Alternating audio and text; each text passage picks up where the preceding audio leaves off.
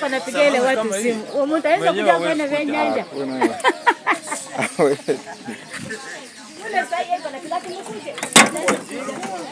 Sasa anaweza kuja sasa hivi kwa samaki.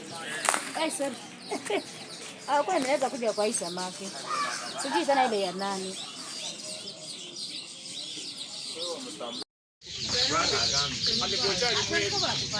Ekwatiddwa Poliisi ne Buvuma. Agambi